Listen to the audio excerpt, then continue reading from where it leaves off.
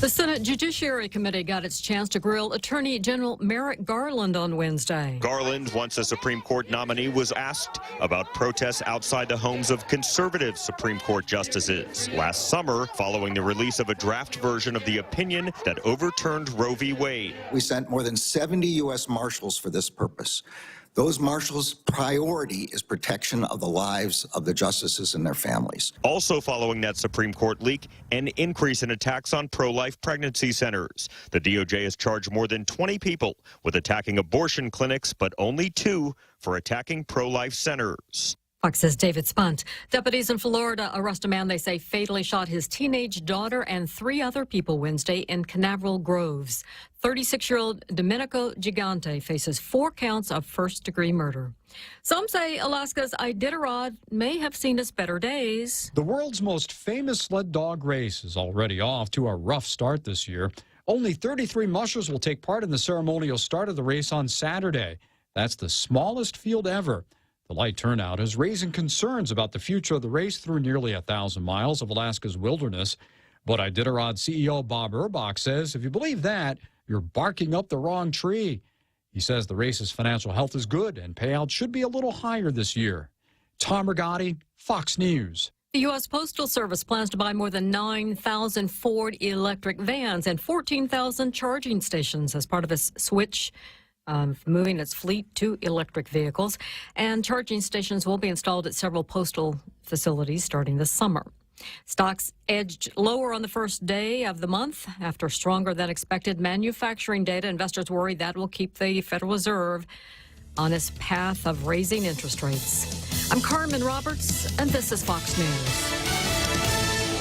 Join us at Mezcla Chamorro Fusion Bistro and see why they've been crowned Guam's best Chamorro food restaurant for 9 consecutive years. Experience Chef Peter's candied salmon over scallion coconut rice, octopus tenactac, Chamorro platter, and their award-winning gourmet burgers. Or if you're looking for something healthy, try their keto-friendly menu. Come and enjoy Mezcla's half-a-day service at their Hagatna location from 11 a.m. to 2 p.m. for lunch, 5:30 p.m. to 9 p.m. for dinner, or 10 a.m. to 2:30 p.m. for their famous Sunday brunch. Half a day. This is Jade Uggan from Security Title, and in celebration of Chamorro Month, here is a tip on dealing with your land. You might be thinking of giving part of your property to your child or another family member. Once you have subdivided the property and recorded the map, you will also need to record the deed transferring the title. Just drawing the map is not enough to make sure they actually own the land. Protehi I Tanonmu. When it comes to your family land, call the professionals at Security Title. We are here to help.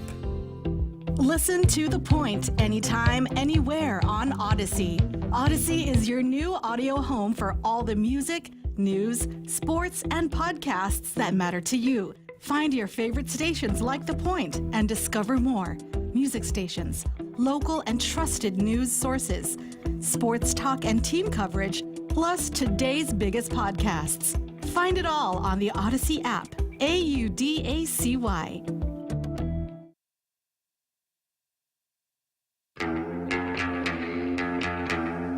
Welcome to Tall Tales with Bob Klitzkie, the only show on talk radio where common sense is a lot more common.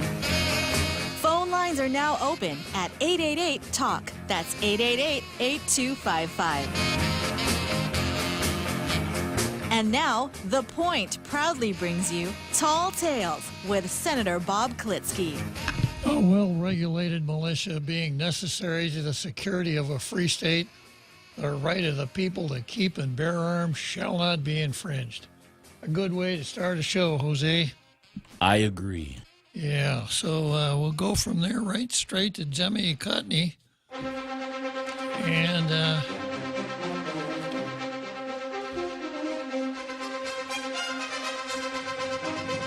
they've given us something to talk about today, Jose. It's not the usual gutless, feel-good set of softballs that they usually throw into this space. This one is about Scott Adams, the creator of Dilbert. And I know Dilbert had a huge fan base, especially before the beginning of the social media era. Still pretty popular. So here's what the Daily News says. Newspaper comics fans will notice that Dilbert, created by Scott Adams no longer appears in the Daily News. In the last week, many newspapers around the nation dropped the comic, which has parodied office life and corporate culture since 1989. The Daily News has published daily and Sunday versions of Dilbert since the 90s. Then, last week, creator Scott Adams shared his thoughts on race relations during his video blog, Real Coffee with Scott Adams. After discussing the results of problematic question on a political poll, Adams went on to share his thoughts, saying he likes to focus a lot of his life resources on helping Black Americans. But I have to say, this is the first political poll that ever changed my activities. He said Black Americans were a hate group, and I don't want anything to do with them. They omitted the poll. The best advice I would give to white people is to get the hell away from Black people. This can't be fixed. You just have to escape. Following his comments, hundreds of newspapers sought to distance themselves from him, dropping his comic. Then on Sunday, distributor Andrews McNeil Universal announced it was immediately severing its relationship with Adams. As a media and communications company, Andrews McNeil Universal values free speech. Yeah. Do they say that in the same article, in the same op-ed? Yeah. We are proud to promote and share many different voices and perspectives, but we will never support any commentary rooted in discrimination or hate. Recent comments by Scott Adams regarding race and race relations do not align with our core values as a company. This core values thing gets pretty old pretty quick too, doesn't it, right? Absolutely. Core values meaning my own set of biases and prejudices. That's what core values And mean. it changes according to the narrative. It does indeed. Dilbert is no longer available through the syndicator. Adams' book publisher has cut ties with him as well.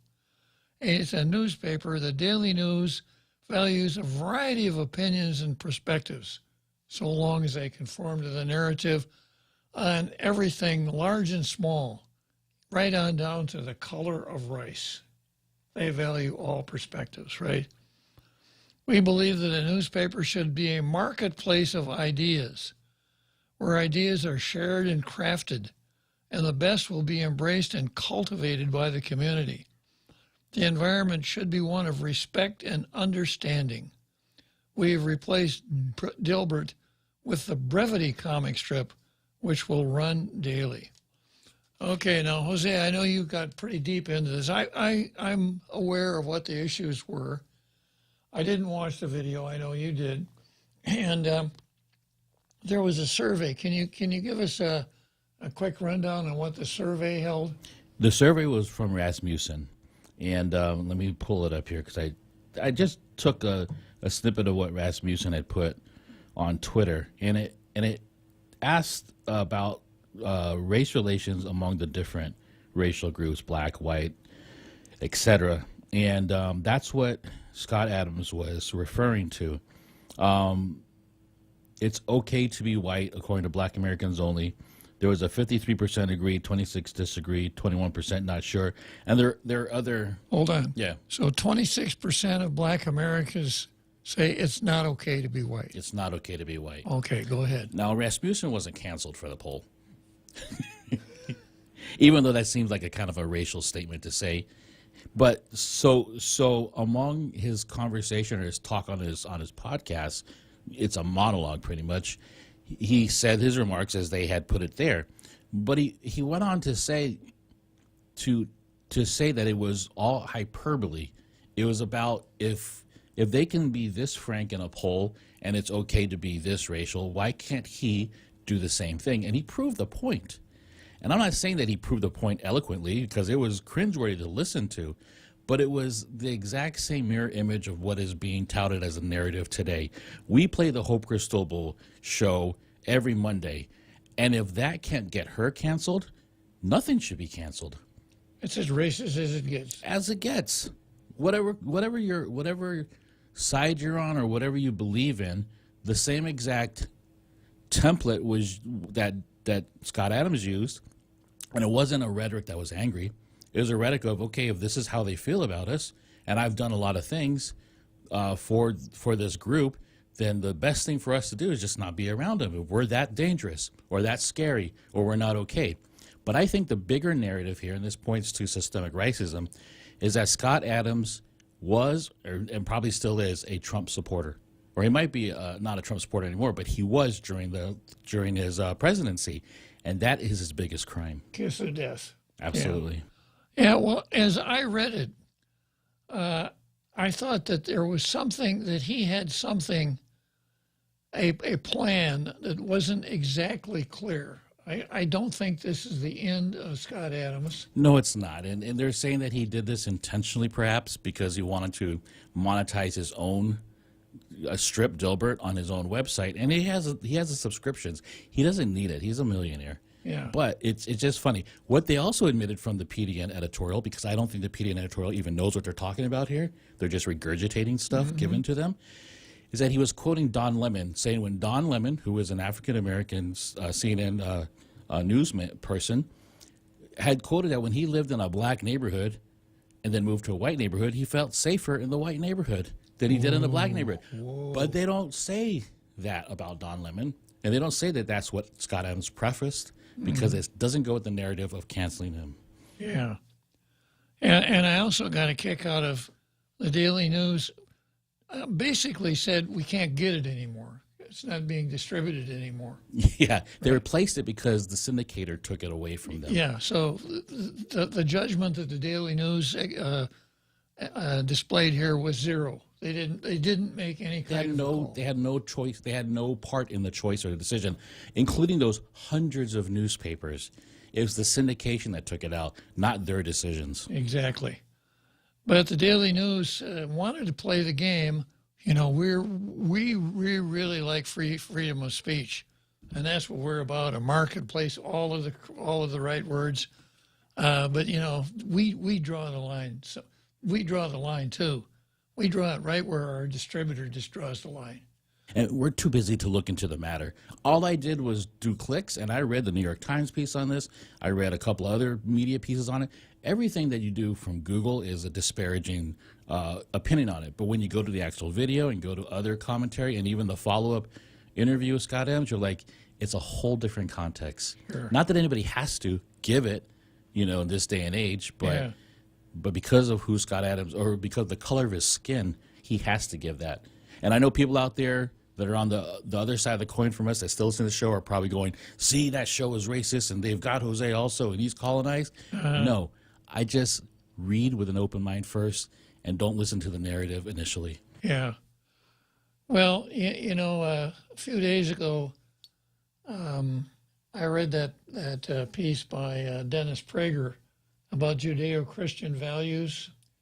And Dennis Prager, I mean, one of the values that the Judeo-Christian tradition holds is that there are moral truths that are as immutable and unmodifiable as scientific or arithmetic truths, like the radius, the ratio between a diameter of a circle and its circumference is pi r squared. That's true everywhere, all the time, everywhere.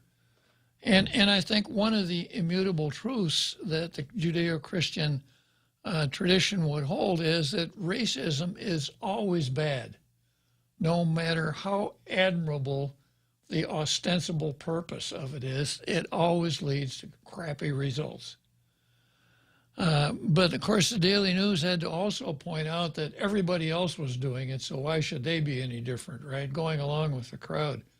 We got a lot of phone calls, or we got a screwed up phone, Jose? Looks like we got a screwed up phone. I am on my second round of resetting it. Okay. So I think that was our call. Keep trying our call. I'm going to reset the phone again. All right. Okay, so that's Demi Cotney.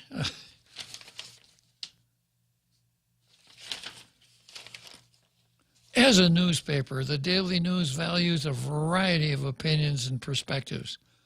We believe that a newspaper should be a marketplace of ideas, where ideas are shared and crafted, and the best will be embraced and cultivated by the community. The environment should be one of respect and understanding. Yeah, nice sentiments, Daily News. I didn't know they were going to try to mirror your sarcasm. Okay, today's card, I start out with Pete Santos squared times Doug. I've got Jungle Watch versus Lou. Ann Coulter takes the gloves off and takes a swing at Nikki Haley. Troy versus Rev Tax. A lefty versus Nebraska. Horowitz versus Antifa and the RS. Tan versus the maskless. Tom Woods versus racism. And let me see, I got some comments on Facebook already. I'll go to that while Jose's trying to get the phone to work here. Yeah, Bonnie Suba helps out by telling us Don Lemon is married to a white man. So, how dare you? And then Johnny Utah, come to Salt Lake City, low crime. We have a pseudo-democrats, no transgender surgeries, good people, no matter what race, and everyone carries a gun. Oh, send Mike Lee. And Mike Lee is our senator. And then Bonnie comes out and says, look at the Chicago Mayor Lightfoot. She now claims she lost the election because she's a black woman. How? You know, this must be really comforting. You know, it must be really comforting. I'm sorry, officer. I know this is a half-hour parking place, and I know that I stayed here for 2 hours, but, you know, I think you're only giving me a ticket because I'm black, white, whatever, orange, red. You know, you can never screw up. You never have to take the blame for anything, or the credit for that matter. Yeah, she says, because she's a black woman, she fails to remember she probably got elected previously because she is a black woman. And Troy's with us this afternoon. Back to Johnny Utah, there are liberals at Twitter. Senator Mike Lee's account was suspended today, but restored after 10 hours. So I'm just going to ignore that blinking light, Jose. Okay. So first item on the card is, of course, systemic racism. And I really don't have to spend much time with systemic racism today. The Daily News beat me to the punch. Okay.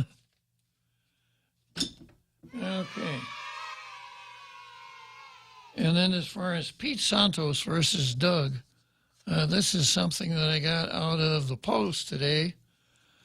AG, 10 defendants released by CSON violate court orders. Attorneys allege ethics violation. 10 defendants released from prison by local court after being charged with a crime have violated their conditions of release, according to Attorney General Douglas Moylan. Well, Post, if you were accused of a crime, you're not sent to prison. You go to jail. Big difference between a jail and a prison. The only time you can get to prison is if you've been convicted of a crime and sentenced. You can go to jail. All you need to do to go to jail is just get arrested. So if you were arrested on a warrantless arrest, which is 99% of the arrests, the law says that you must be taken before a magistrate no later than 2 days after your arrest. The prosecutor has to file an affidavit of probable cause showing what it was that you did that caused you to get arrested. The magistrate will examine your affidavit of probable cause, and if he finds from reading it, maybe asking counsel a question or two, that there was indeed probable cause for the arrest, then the arrest is good. If there was no probable cause, the defendant is turned loose right then. If there was probable cause, then the next thing the magistrate does is determine the conditions of release. Oftentimes, the magistrate will do a ROR, release on recognizance. You are released, but you are ordered to come back to court on a date certain. If you don't, you're going to be in contempt of court. Sometimes there will be a bail set. I'm going to release you on a signature bond of $1,000. In other words, you sign a paper that says if you don't show up for trial, you'll pay $1,000. Sometimes a cash bail is required. And there are other conditions of release that the magistrate can set. But the law says that a magistrate must release an arrestee on his own recognizance. If he doesn't, then he must file written reasons as to why he didn't do that. And that, subject to a further briefing by counsel, I think it's probably even an appealable order. So what Doug Moylan has said is we got too much catch and release. Cops arrest, the arrestee is brought before the magistrate releases on recognizance. 2 days later, the arrestee is back because he's done something else. Catch and release, as though we were talking about fishing. You reel in the fish, you had a lot of fun pulling him in, but you let him go. Okay, so here's what this article reads. 10 defendants released from prison by the local court after being charged with a crime have violated their conditions of release, according to Doug Moylan.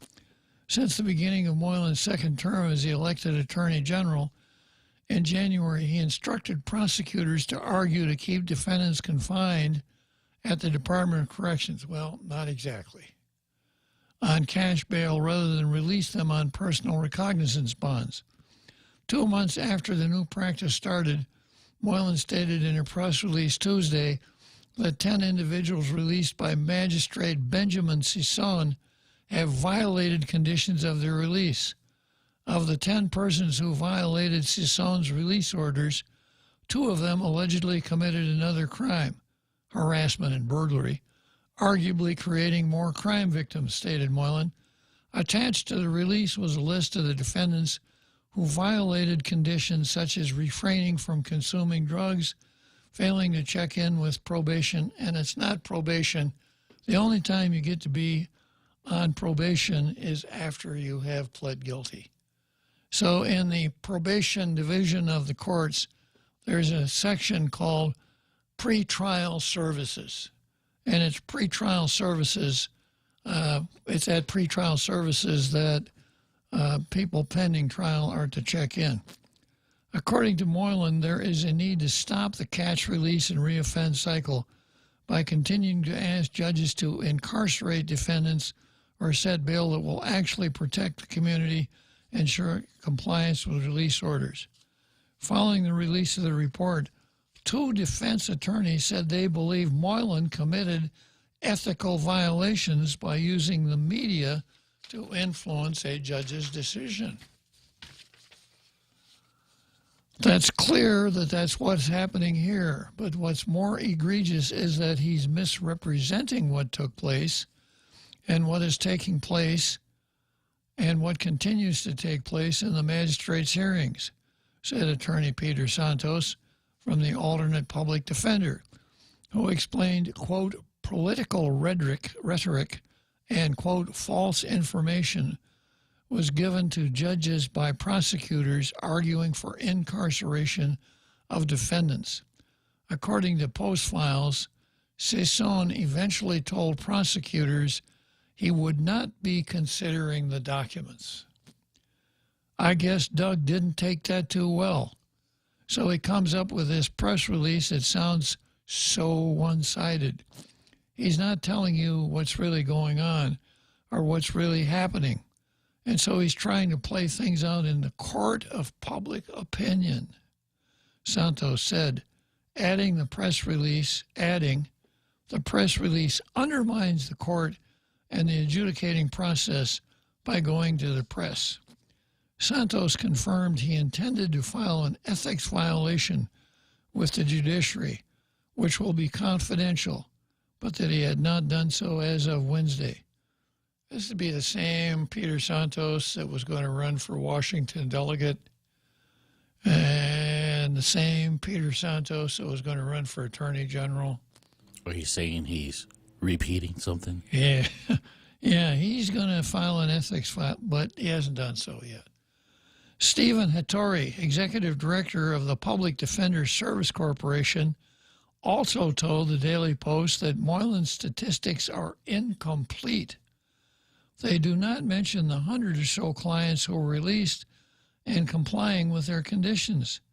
I think any jurisdiction in the country would be proud to have only 2 offenders out of the 220 charged this year being arrested, said Hattori. Judiciary of Guam spokesperson Sarah Elmore Hernandez told the Post that concerns of ethical conduct by a lawyer may be filed through a complaint with the Office of Regulation Counsel. And there's an email address there. Both Hattori and Santos, in their opinions, referred to the Guam Rules of Professional Conduct rule regarding, quote, trial publicity, which states a lawyer should not make public statements if they know it will have a substantial likelihood of materially prejudicing an adjudicative proceeding. Well, you know, I have mixed emotions about this whole thing. You know, one, obviously in the business we're in, we like to see people going to the press, Jose.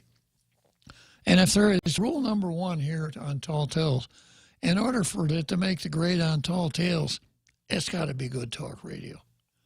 It can be an injustice, it can be all kinds of things, but if it's not good talk radio, you're probably not going to hear it on Tall Tales.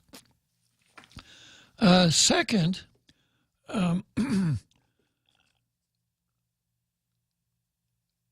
if there is an ethical violation, then lawyers know how to deal with that. But the actual reference to the rule and then something earlier in the story kind of don't match up. And here's how it goes. Both Hattori and Santos, in their opinions, referred to the Guam Rules of Professional Conduct rule regarding trial publicity, which states a lawyer should not make public statements if they know it will have a substantial likelihood of materially prejudicing an adjudicative proceeding. Well, the magistrate hearings are adjudicative proceedings, and Ben Cison said, I ain't going to look at those things. So what are the chances that they're going to influence him if he's already told you he's not going to look at them? Yeah. So I haven't gotten deep enough into this, and you know, I've already spotted some misstatements here. You know, a reporter that doesn't know the difference between jail and prison doesn't come to the story with a whole lot of credibility. And talking about reporting to probation instead of pre-trial, you know, the lack of expertise puts this whole thing kind of in a limbo that it doesn't make me want to rely on it too much. But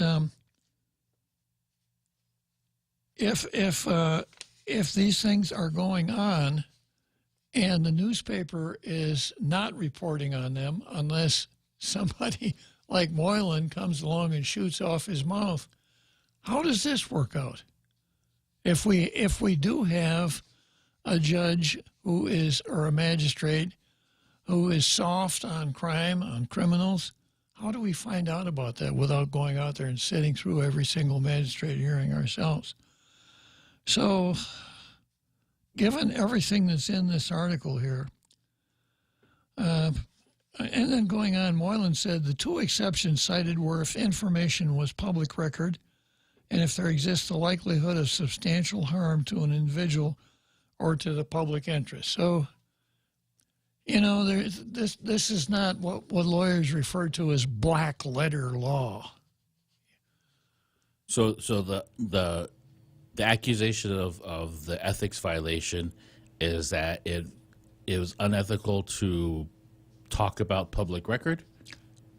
According to the 2 public defenders, trial publicity is wrong if it will have a substantial likelihood of materially prejudicing an adjudicative proceeding. But like you said, he already dismissed her, not even looking at it, so it's done deal. Yeah. That's the complaint. And then Moylan comes back and said, yeah, but there are two exceptions there. One is that if it's, let's see this.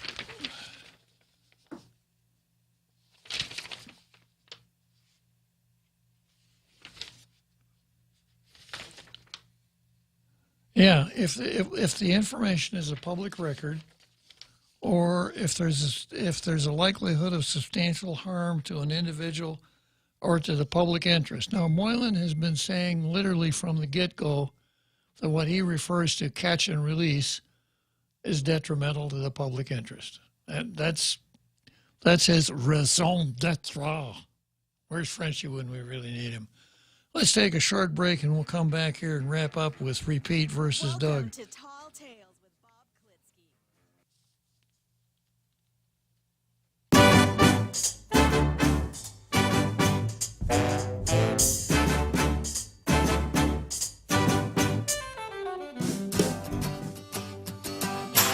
Always here to help you. This island is our home. Through the years we've been a friend to the neighbors we have known. Now we're banking on the future. Their services to choose. Bank Pacific, where others put branches, we place roots. Join us at Mezcla Chamorro Fusion Bistro and see why they've been crowned Guam's best Chamorro food restaurant for 9 consecutive years. Experience Chef Peter's candied salmon over scallion coconut rice, octopus tenactac, Chamorro platter, and their award-winning gourmet burgers. Or if you're looking for something healthy, try their keto-friendly menu. Come and enjoy Mezcla's half-a-day service at their Hagåtña location from 11 a.m. to 2 p.m. for lunch, 5:30 p.m. to 9 p.m. for dinner, or 10 a.m. to 2:30 p.m. for their famous Sunday brunch. Welcome back to Tall Tales with Bob Klitzkie, Guam's single voice of reason. Call now, 888-TALK. That's 888-8255. So Moylan also told the Post that the issue for him did not amount to prejudice.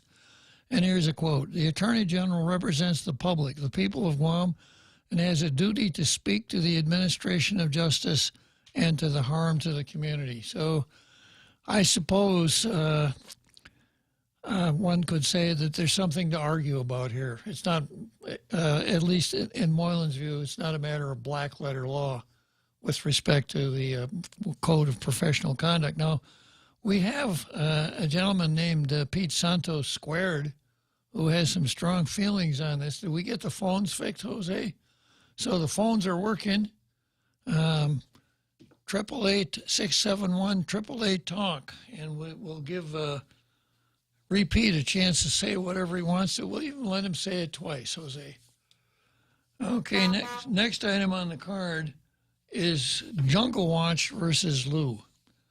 And once again, this is the Jungle Watch website, junglewatch.info, or the Jungle Watch blog, I should say. Good idea to check it every day. It's a wealth of information. And I see my phone ringing here. Just let me hang on a second to see if it in fact is Repeat. It is Repeat. All right. You don't need to tell me what he's calling about, Jose. You don't need to tell me what he's calling about, Jose. I got a feeling I know. So tell me in 50 words or less, Repeat, tell me all the things you like about Doug Moylan. Well, I like that he is bold, and I like that he is getting results. I just don't like the way he's doing it. Okay. Would you like to elaborate on that? I won't ask you to repeat. I'll just ask you to elaborate. Well, there's a lot of things, but with respect to what you were talking about earlier, like I mentioned in the article to Shane Healy, he's representing one side of what's happening. He's actually creating a problem by not meeting the standard that's required when you go to the magistrate. What I see was happening, the only thing he's doing different from leave-in, and the reason why it was catch and release under leave-in is because the prosecutors under leave-in weren't bringing the goods. The burden is on them. Like you said, the default is release on personal recognizance unless the prosecutor can prove up that they need to be detained. He's still not doing that, but instead he's just bringing in his pack of rhetoric and changing the dates and names. And the judges are saying, you can't do that. And so now he complains and he goes and tries this publicity stunt. But not only that, the information is always riddled with inaccuracies. And so we spoke about this already before on Tall Tales, that this is what's happening. But he issues this press release trying to make the court look like they're the bad guys, which is the same thing Levin did. He tried to make the court look like they're the bad guys. But the real thing that's going on is they're not bringing, they're not answering the mail. They're not bringing what they need to bring. I see. Well, can you tell me a little bit about what you think amounts to an ethical violation? Well, yeah,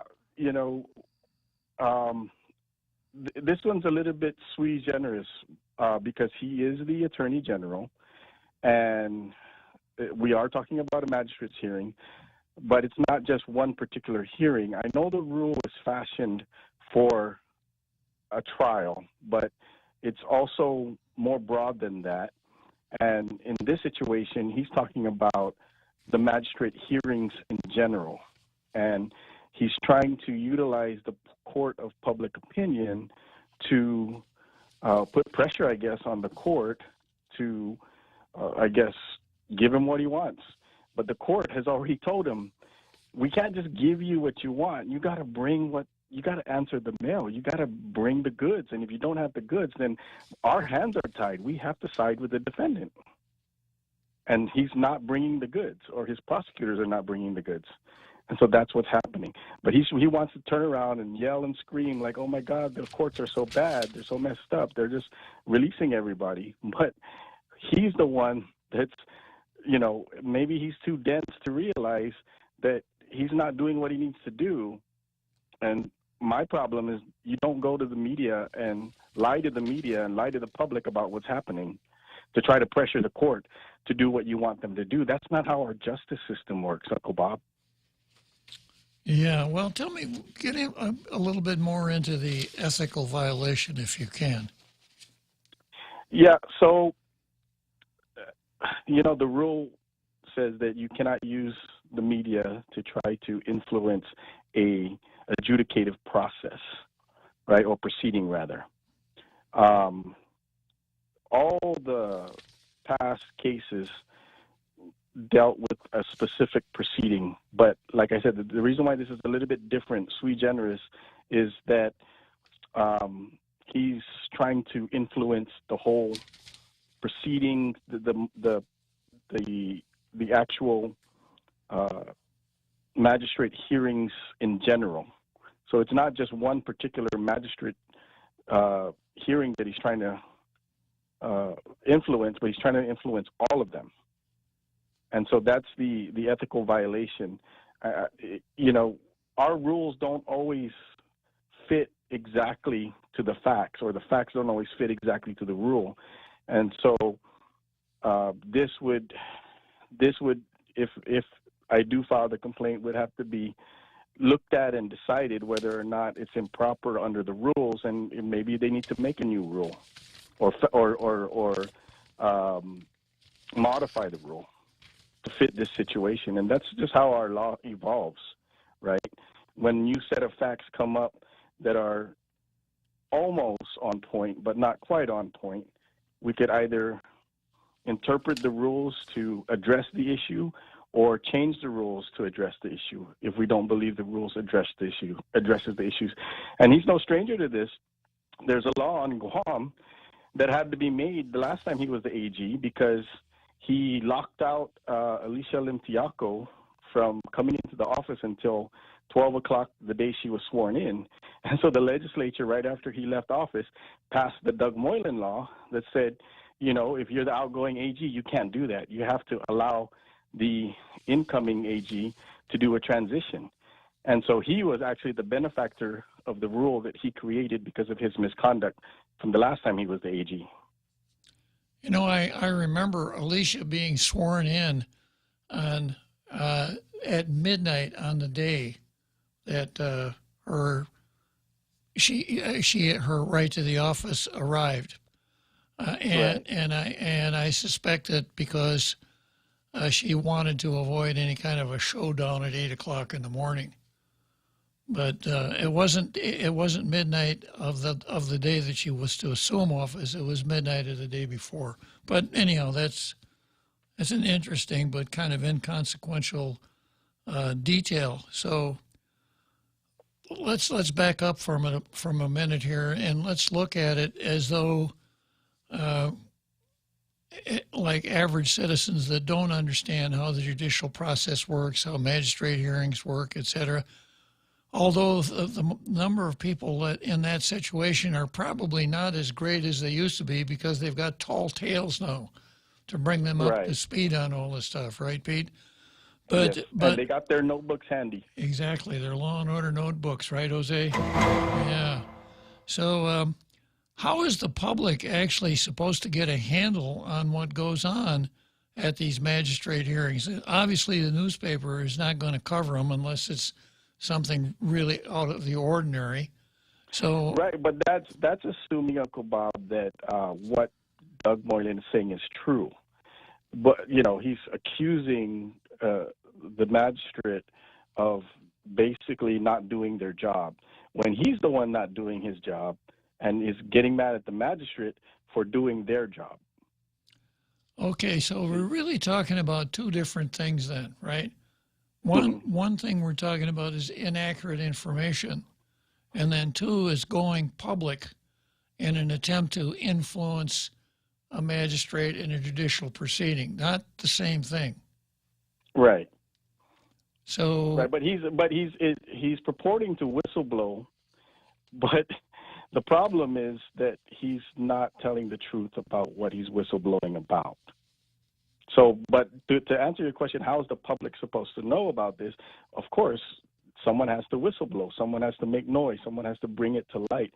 Someone has to, you know, report on it. The reporters have to report it. It's got to get somehow into the public ether, right? And that's what he did. But the problem is he's not telling the truth.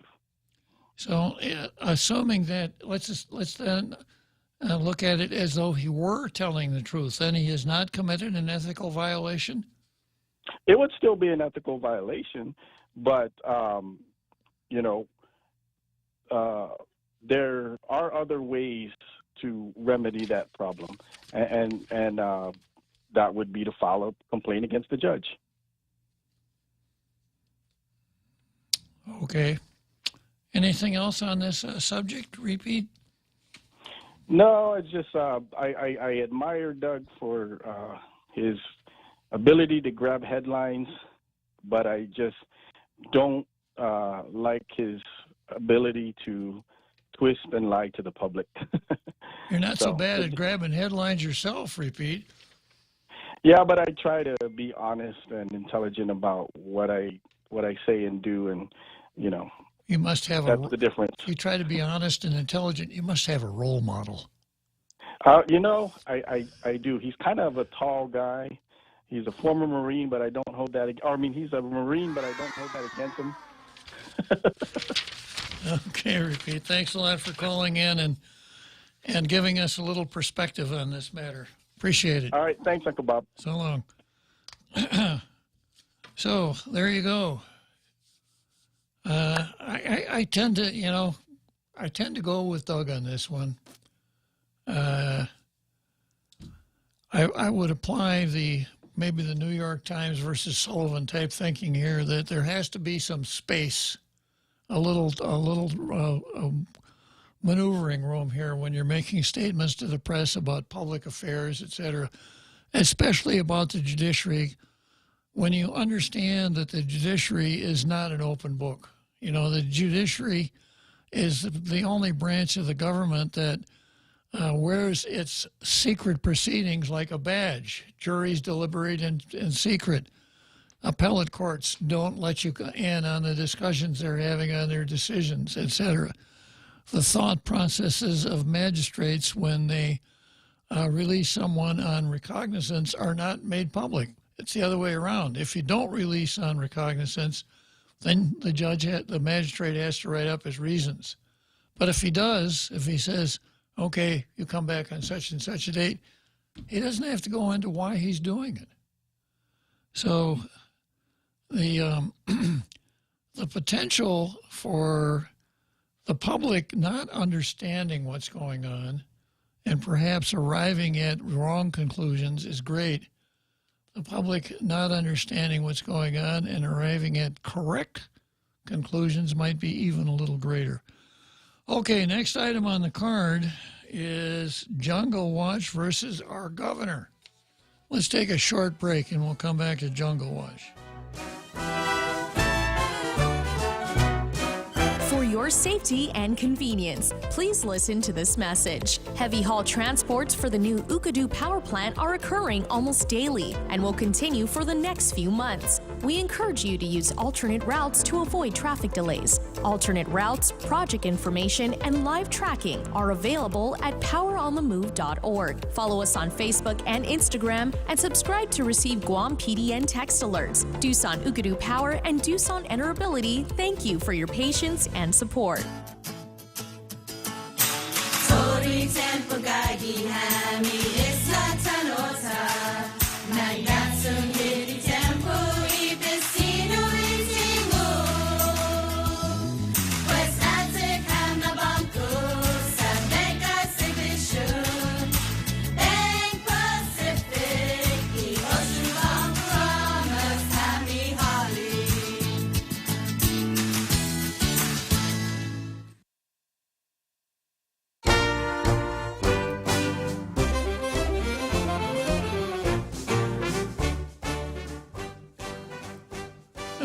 Okay, well, we drew some fire here with that last episode. I got Frenchie on the line, and I got somebody else in the green room who wants to share his thoughts with us. So, Frenchie, we're really glad you're back.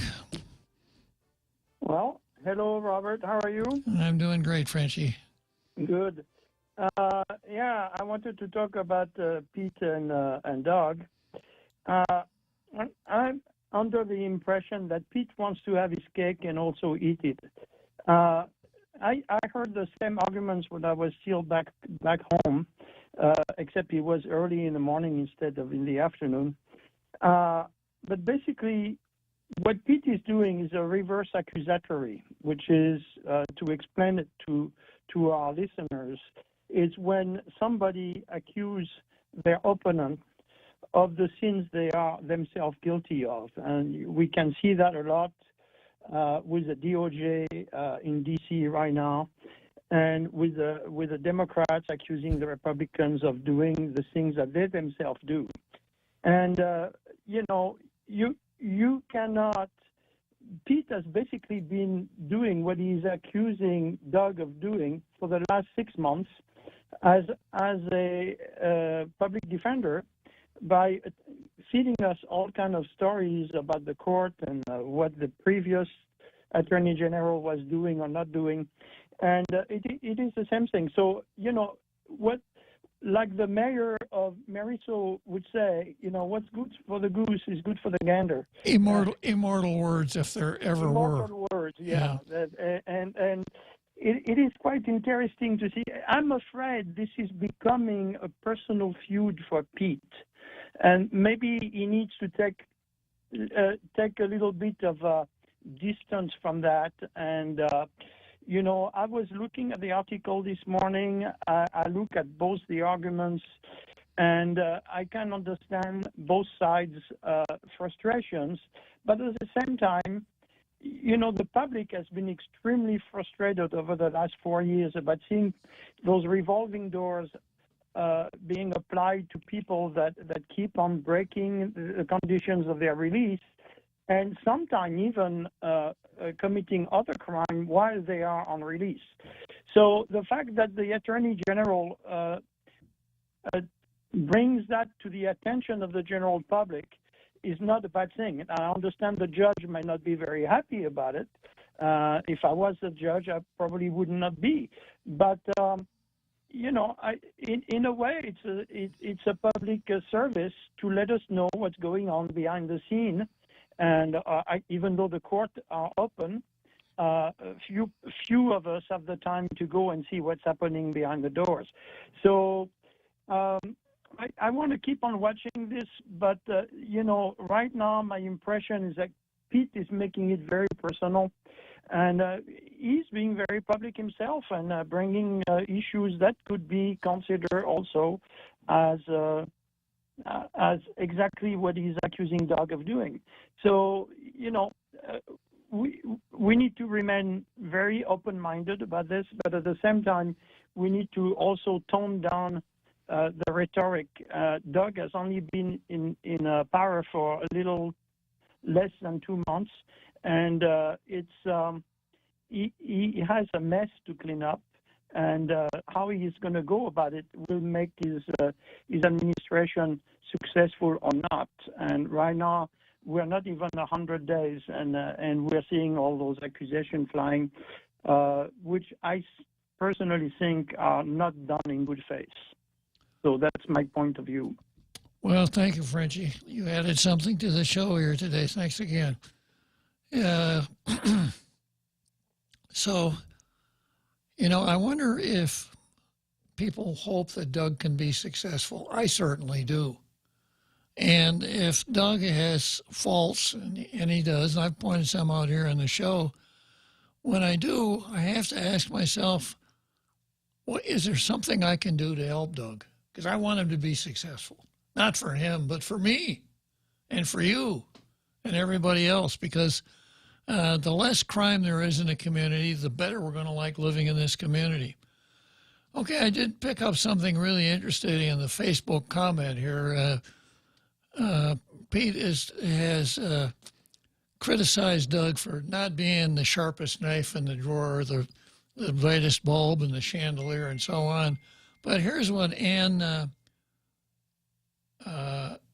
Delgado says. Anna Delgado says, he was my classmate at Bishop Baumgartner, and he consistently was top of the class. So Doug is nobody's fool. He's a sharp cookie. He's a sharp cookie, and you know, if I compare him with Levin, there is no comparison. My comment on Levin was that on both of them, compare Levin and Doug. It's better to, from time to time, have to tame a tiger than to constantly prod a pussycat into action. Or another way to look at it is, you can't steer a parked car, and that was Levin. All right, let's go on to our desperately grasping governor. This is from Jungle Watch. In opposing Moylan's papers in this court case, Leslie Travis, the governor's lawyer, argued that subsequent laws on abortion have resulted in the implied repeal of the 1990 ban, holding the motion to vacate moot. Now, this has gotten really complicated because, bringing you up to speed here, you know that our Guam law did allow abortion until 1990, when Bell Areola introduced a bill that criminalized just about every aspect of abortion. The ink was hardly dry on Governor Atta's signature when Anita Areola, the ACLU, a lawyer named Ben Schoof, were able to get before the district court and procure a permanent injunction enjoining the enforcement of Bell's law. Now, this was 1990. Roe versus Wade was decided in 1973. And Roe decided that during the first trimester of a woman's pregnancy, a woman had a constitutional right to kill her baby. And that was the law until a case called Planned Parenthood versus Casey came along, which said basically said Roe versus Wade was a horrible decision. But we're not going to take it off the books.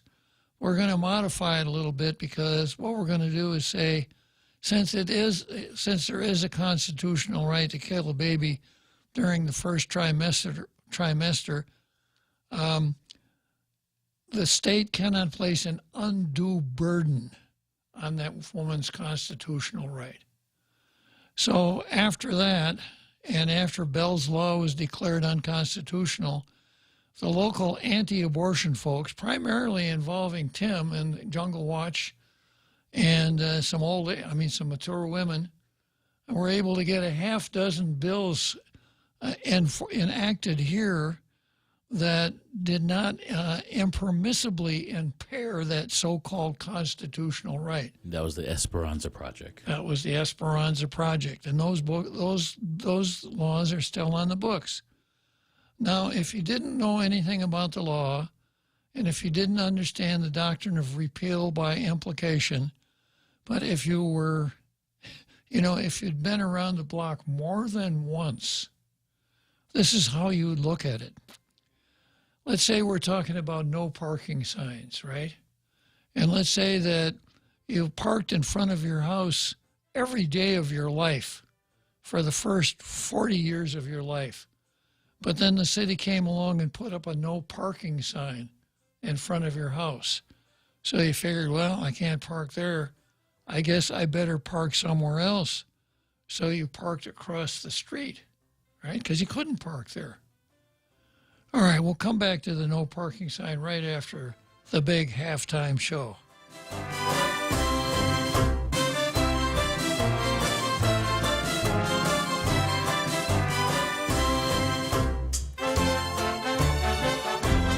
The Point is KUSG, Hagåtña, Guam, 93.3 FM and 104.3 HD3. An illness remains a mystery. I'm Carmen Roberts, Fox News. U.S. spy agencies release a report on Havana syndrome, but it fails to answer what really led to some 1,500 complaints from U.S. personnel serving in 96 countries. A new intelligence assessment by 7 agencies, including the CIA, concludes that a foreign adversary is, quote, very unlikely to be behind Havana syndrome, which has left hundreds of U.S. government workers debilitated with traumatic brain injuries and vertigo. The victims of Havana syndrome, to whom Fox has spoken, say they feel they are being gaslit by their government, adding in a statement, quote, weapons capable of causing these types of injuries are known and have existed for decades. This cannot and must not be the last word on this matter because it is neither definitive nor comprehensive. Fox's Jennifer Griffin at the Pentagon. President Biden says he's on the right side of the issue when it comes to his student debt relief program, but I'm not confident about the outcome of the decision yet. The Supreme Court appeared to be leaning against the program during a hearing Tuesday. The president's executive order would forgive $430 billion in student debt. A court decision is expected this summer. Shortly after midnight, SpaceX launched 4 astronauts to the International Space Station for NASA. One of the 4 crew members, Woody Holberg, a newbie to space, praised the liftoff. SpaceX Dragon, just want to say as a rookie flyer, that was one heck of a ride. Thank you. The crew includes 2 NASA astronauts, a cosmonaut, and the first person from the Arab world, an astronaut from the UAE. Team will spend about 6 months on the space station. And S&P futures down modestly at this hour after stocks closed lower Wednesday on concerns the Fed will keep raising interest rates. America's listening to Fox News. Get ready for the music event of the year. The Tumon Bay Music Festival is back, and it's better than ever, featuring soloists, choirs, small ensembles, bands, and orchestras from Guam, the Marianas, Japan, and the U.S. TBMF offers something for every music lover. TBMF 2023 is the place to be this March. Festival events will take place at various locations on Guam, so be sure to check out the schedule on tbmfguam.org. TBMF is a production of the Guam Philharmonic Foundation. See you there. Half a day. This is Jade Uggan from Security Title, and in celebration of Tomorrow Month, here is a tip on dealing with your land. You might be thinking of giving part of your property to your child or another family member. Once you have subdivided the property and recorded the map, you will also need to record the deed transferring the title. Just drawing the map is not enough to make sure they actually own the land. Protehi I Tanonmu. When it comes to your family land, call the professionals at Security Title. We are here to help. Federal agents arrest a Pennsylvania man after a TSA officer found explosives in his luggage. The suitcase was set to be checked onto a plane at the airport in Lehigh Valley. The FBI says 40-year-old Mark Muffley of Lansford, Pennsylvania, checked the suitcase for a flight that was heading to Florida. But officials allege inside that luggage was a circular compound about 3 inches in diameter, wrapped in a wax-like paper and clear plastic wrap. A bomb tech x-rayed the compound and said it contained a granular powder consistent with a commercial-grade firework. Attached to it was a quick fuse, similar to a candle wick. Authorities said Muffley was seen leaving the airport after checking the bag. He was traced to a Lansford address where he was arrested by the FBI. Sean Lanchel, Fox News. A football player many experts considered a top prospect in the upcoming NFL draft lands in legal trouble. Former University of Georgia defensive tackle Jalen Carter has been charged in conjunction with a vehicular crash that took the lives of his former Georgia Bulldogs teammate Devin Willock and Chandler LaCroix, a member of the team's recruiting staff. Police in Athens, Clark County, Georgia, issued a warrant for Carter's arrest to charge him with reckless driving and racing from the deadly incident January 15th, hours after the Georgia football team had a parade for its national championship. The warrant states that Carter was racing his 2021 Jeep Trackhawk against LaCroix in a Ford Expedition. Initially, Carter told police he was not present at the crash, later said otherwise. Police say both vehicles involved drove in opposite lanes of travel, overtook other motorists, and drove at high rates of speed. Jared Max, Fox News. The man who assassinated Robert F. Kennedy in 1968 must stay in prison. That's the ruling from the California Parole Board for Sirhan Sirhan. This was his 17th attempt to gain parole after winning his freedom in 2021, only to have it overturned by Governor Newsom. I'm Carmen Roberts, and this is Fox News. For your safety and convenience, please listen to this message. Heavy haul transports for the new Ukadu power plant are occurring almost daily and will continue for the next few months. We encourage you to use alternate routes to avoid traffic delays. Alternate routes, project information, and live tracking are available at poweronthemove.org. Follow us on Facebook and Instagram and subscribe to receive Guam PDN text alerts. Doosan Ukadu Power and Doosan Enterability, thank you for your patience and support. Every company needs money to grow and take on the challenges 2023 will bring. That's why Bank Pacific's commercial loan officers stand ready to help you. We offer several programs tailored to assist companies to get to the next step or perhaps for a startup, including working with SBA or GITA. Now we're banking on the future. Services to choose. Bank Pacific, where others put branches. Bank Pacific. We want to be your partner. Equal opportunity lender. Member FDIC. Credit conditions apply. Join us at Mezcla Chamorro Fusion Bistro and see why they've been crowned Guam's best Chamorro food restaurant for 9 consecutive years. Experience Chef Peter's candied salmon over scallion coconut rice, octopus tinactac, Chamorro platter, and their award-winning gourmet burgers. Or if you're looking for something healthy, try their keto-friendly menu. Come and enjoy Mezcla's half-a-day service at their Hagatnya location from 11 a.m. to 2 p.m. for lunch, 5:30 p.m. to 9 p.m. for dinner, or 10 a.m. to 2:30 p.m. for their famous Sunday brunch.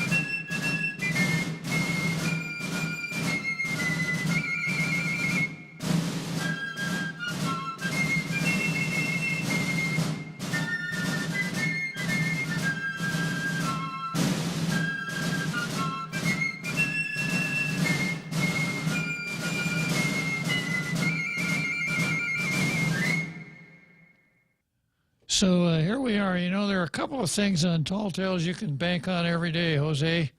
You're going to hear me reading the Second Amendment, and now you're going to hear Jose telling folks how they can get on Tall Tales Rogues Gallery. Thank you, Bob. They can point their browser to thepoint.gu and click on the link that's attached to the picture of the shirt and the beard. Order your shirt. When it arrives, take a selfie in your shirt and send it to the Point's WhatsApp at 671-797-8255. As well, they can go to the live stream, and the links are in both comments on YouTube and Facebook as well. Thank you, Jose. That's really valuable information. So here we are in the second half of Tall Tales. I notice I've got Ron McNinch on the line, which is really quite appropriate because the last item on the card before Ron called, it appeared that a couple of public defenders wanted to McNinch our Attorney General. So what do you think of that, Ron? You've been McNinched yourself. I don't think you're in favor of that, are you? Not at all. You know, I was listening in on your conversation about the Attorney General. In all of my experiences, dating back for at least 23, 24 years with Doug Moylan, in my experiences with Doug Moylan, he's always simply encouraged people to follow the law and not do things that don't follow the law. That's been all of my context with him. And I don't see him doing things that and he's quite right. I don't know where that came from, but I think that every experience I've had with him has been, if you don't like the law, change the law. And I think that this particular controversy is a little bit like that. I think that if people don't like the law, change the law if that's how they feel. But if there's a law to be enforced, it should be enforced. So yeah, that's kind of my view of this a bit. And I think his point has always been follow the law and let's enforce the law. And I got to tell you, I'm very happy he is enforcing the laws. I would much prefer to have a system where we can create laws and have people follow laws than not have a system at all where we theoretically have laws and no one enforces them. I agree. You wanted to talk about a couple of other things too, didn't you, Ron? Yeah, in terms of all of the controversy related to the Dobbs decision, I think anybody who followed the Roe v. Wade and Casey cases, anybody who studied the abortion issue, knew that Roe versus Wade was an extremely weak law or extremely weak precedent for the government to hang its hat on, that it had lots of state interests were at peril by that kind of sweeping, almost legislative-like ruling. And I think that its time was over. And everybody knew this. This was not something that should have been a surprise to anyone that Roe v. Wade was on its way out, given the way that our courts work. And the Congress had many, many years to make a law related to abortion if it wanted to. And Congress... Hang on a second, Ron. How would Congress make a law dealing with abortion? Well, Congress made many laws dealing with abortion. Congress, and various Congresses said that federal funds could not be used for abortions. Federal laws, restricted activity on abortion. So certainly there were those cases. And so if anybody wants to complain that that this could be done or that could be done, Congress could probably get involved if it had wanted to do so, and it did not do so. Well, I'm looking at Article 1, Section 8 of the Constitution, and it says the Congress shall have the power to, and then there's a list of 18 different things that Congress can do. And if it's not on the list, then Congress can't do it. Now, you did mention the bribing power or the extortion power that Congress has, and that is that the Congress could pass a law saying that anybody who gets federal funds must do abortions or you're going to lose your federal funds. But I think it's really important to make that distinction because Congress couldn't constitutionally get involved with abortion. That's how we got off on the wrong track in the first place. The police powers are creatures of the states, not the national government. But go on, Ron. No, and I would certainly agree on that point. I don't think we have a contrary opinion on that point. But I think one thing that I'm always concerned about is that if what the Dobbs decision said is that it's up to the state level governments. And so the people's fight, these people that are camping out at the U.S. Supreme Court justices' neighborhoods and harassing them, and the federal government refuses to enforce the federal laws that are supposed to prevent people from doing that. I think that that's a real shame. I don't think that our justices on the Supreme Court or their families should be subjected to that kind of conduct. And we should have our systems and our police forces enforce the law that says you cannot harass judges. And that's always bothered me. And I don't think that there's any excuse for it. And I don't see how the president or how the U.S. Attorney General can, with a straight face, claim that they're actually enforcing the law when they're not.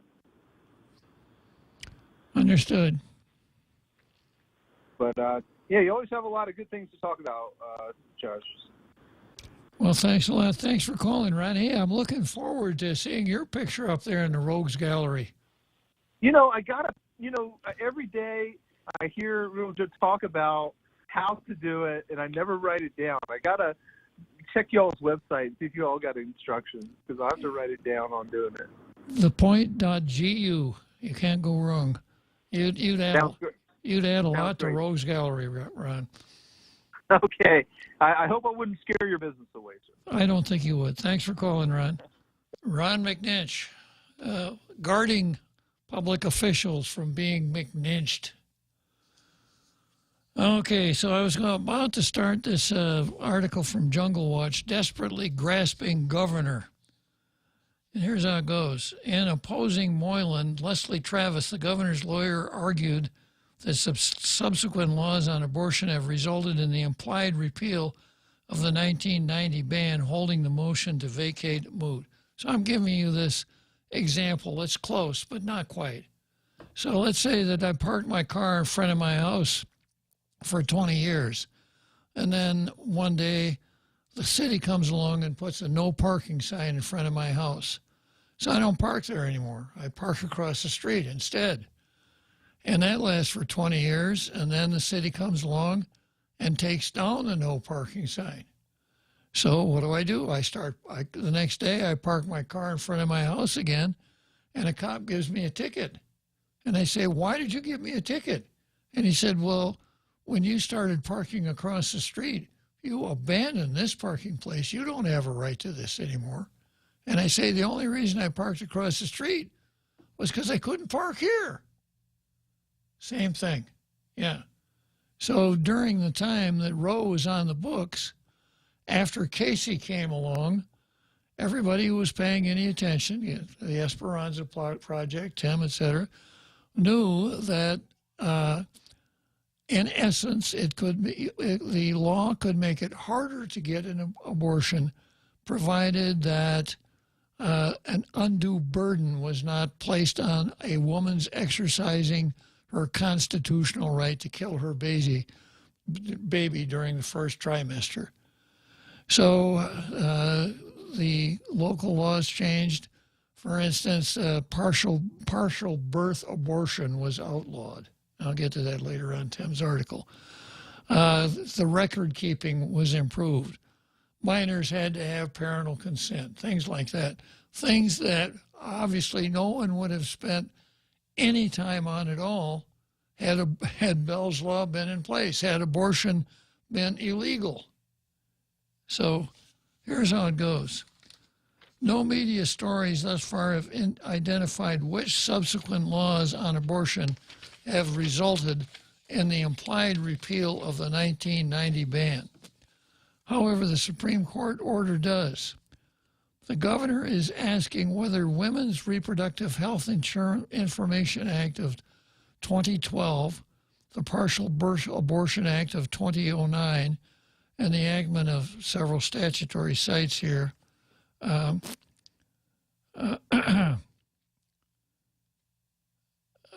does.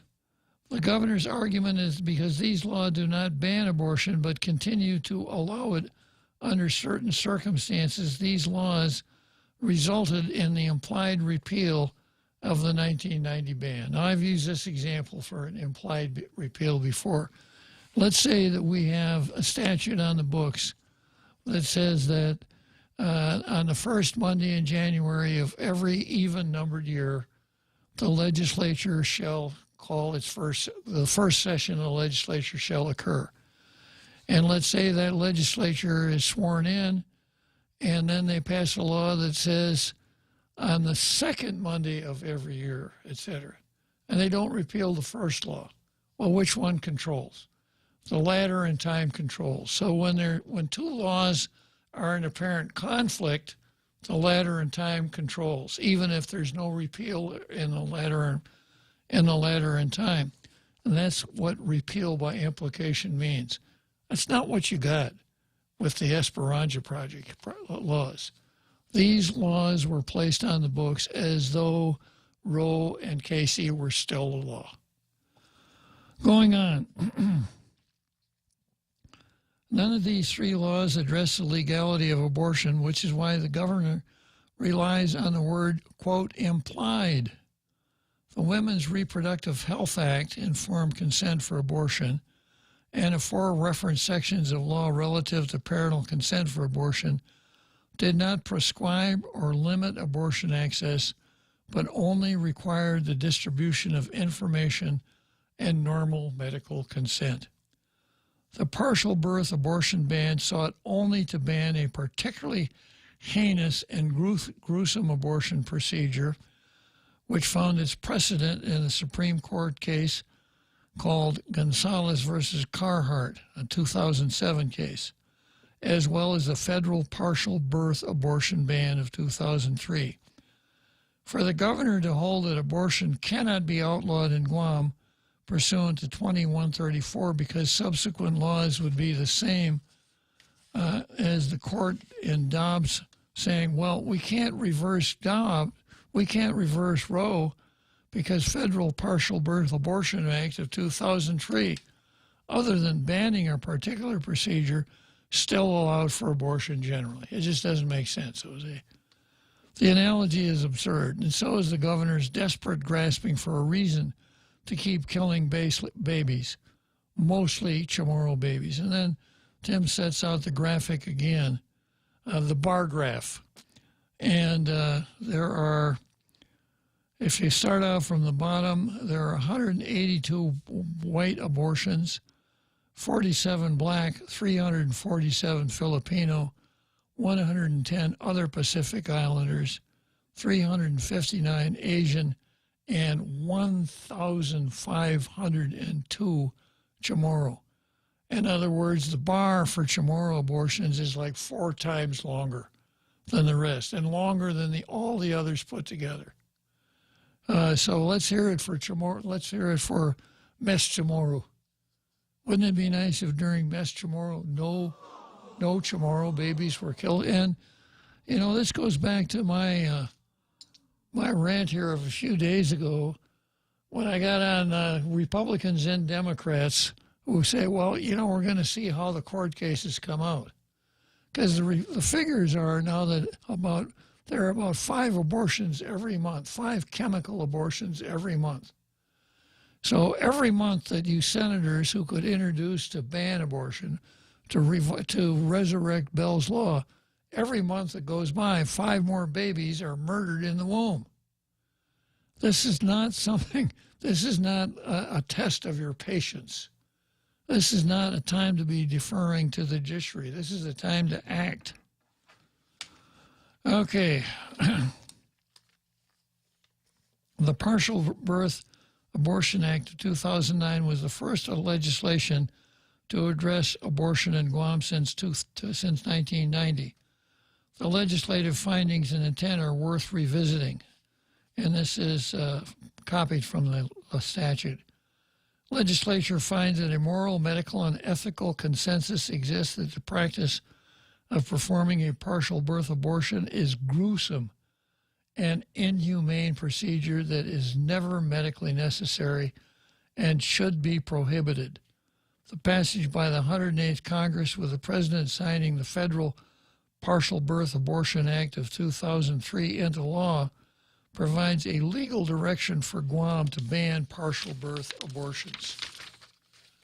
The legislature further finds that on March 18, 2007, the U.S. Supreme Court upheld this position in Gonzalez versus Carhart, ruling that the state may prohibit partial birth abortions that do not include the maternal health exception. The language in this bill stems from and uses as its primary influence the language of the Federal Partial Birth Abortion Act. Partial birth abortion poses serious risks to long-term health of women. It is not an abortion procedure that is universally embraced by the mainstream medical community. Partial birth abortion poses serious risks to the health of the woman undergoing the procedure. Those risks include, among other things, an increase in the woman's risk of suffering from cervical incompetence, a result of cervical dilation making it difficult or impossible for a woman to successfully carry a subsequent pregnancy to term, an increased risk of uterine rupture, abruption, amniotic fluid embolus, and trauma to the uterus as a result of converting the child to a footling breech position, a procedure which, according to leading obstetrics textbooks, there are very few, if any, indications for other than for delivery of a second twin, and a risk of lacerations and secondary hemorrhaging due to the doctor blindly forcing a sharp instrument into the base of the unborn child's skull. Woman's right to choose, Jose. Where, while he or she is lodged in the birth canal, an act which could result in severe bleeding and subsequent shock. As a result, at least 31 states have enacted bans of partial birth abortions, as did the 104th, 5th, 6th, and 8th Congresses, and the President, upon signing the Partial Birth Abortion Act 2003 into law.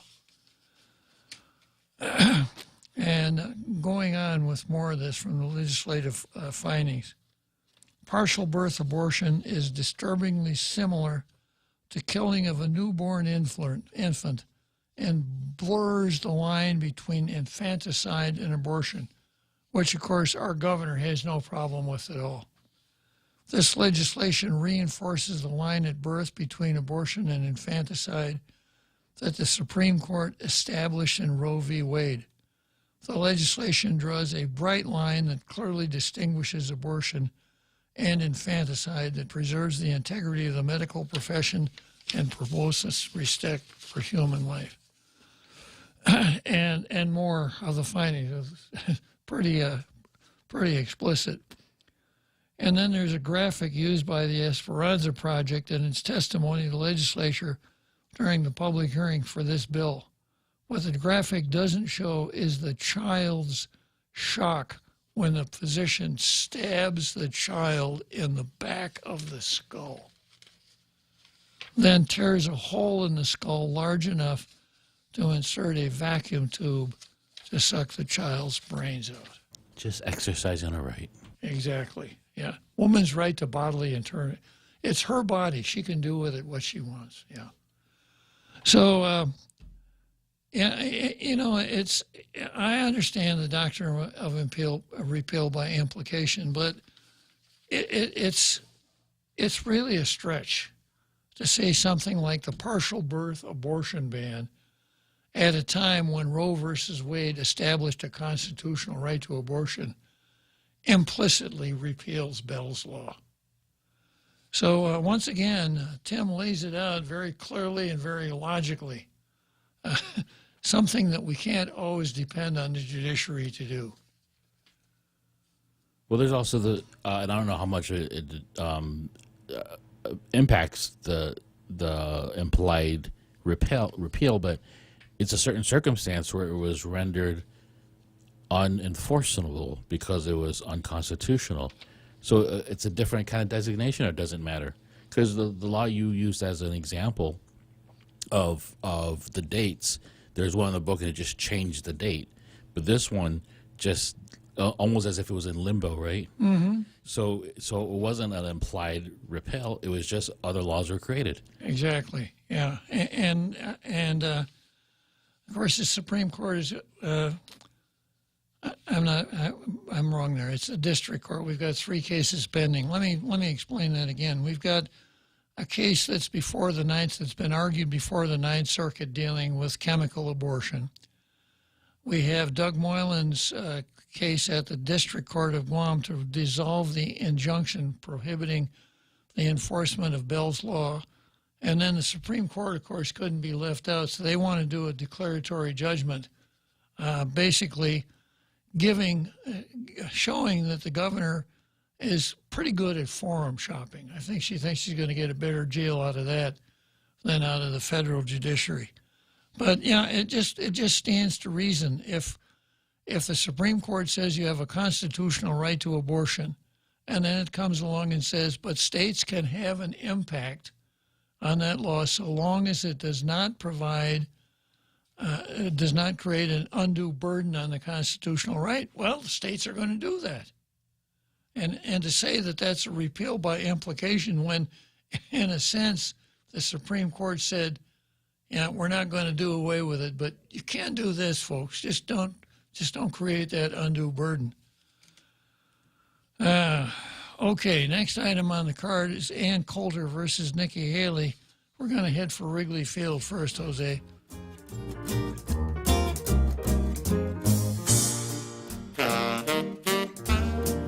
For your safety and convenience, please listen to this message. Heavy haul transports for the new Ukadu power plant are occurring almost daily and will continue for the next few months. We encourage you to use alternate routes to avoid traffic delays. Alternate routes, project information, and live tracking are available at poweronthemove.org. Follow us on Facebook and Instagram and subscribe to receive Guam PDN text alerts. Doosan Ukadu Power and Doosan Enterability thank you for your patience and support. Join us at Mezcla Chamorro Fusion Bistro and see why they've been crowned Guam's best Chamorro food restaurant for 9 consecutive years. Experience Chef Peter's candied salmon over scallion coconut rice, octopus tinactac, Chamorro platter, and their award-winning gourmet burgers. Or if you're looking for something healthy, try their keto-friendly menu. Come and enjoy Mezcla's half-a-day service at their Hagatnya location from 11 a.m. to 2 p.m. for lunch, 5:30 p.m. to 9 p.m. for dinner, or 10 a.m. to 2:30 p.m. for their famous Sunday brunch.